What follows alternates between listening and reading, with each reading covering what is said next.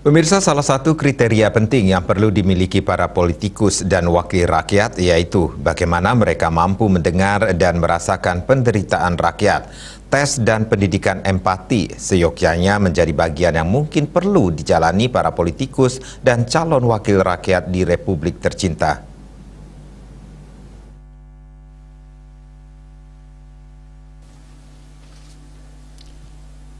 Kolumnis dan blogger Joko Subiarto menyampaikan tidak jarang apa yang dilakukan figur elit politik tak sejalan dengan apa yang diharapkan masyarakat kebanyakan.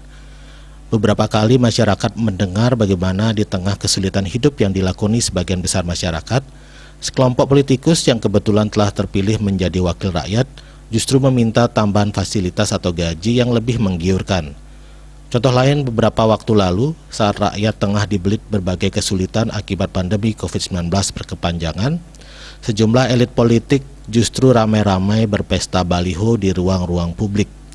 Secara umum, empati adalah kemampuan untuk memahami secara emosional apa yang orang lain rasakan, seraya berusaha melihat sesuatu dari sudut pandang mereka dan membayangkan diri sendiri di posisi mereka.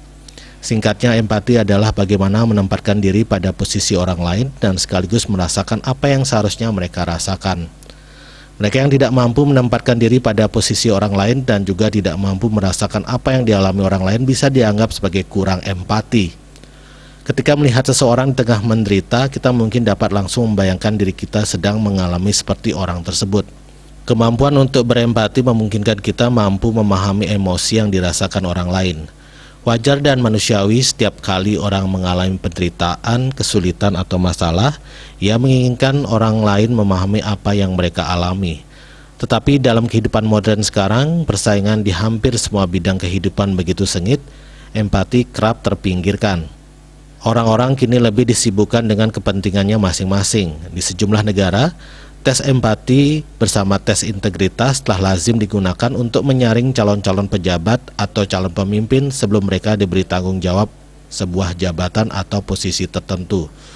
Untuk makin menguatkan empati yang dimiliki para politikus maupun wakil rakyat, tak ada salahnya jika diselenggarakan pula pendidikan atau pelatihan empati.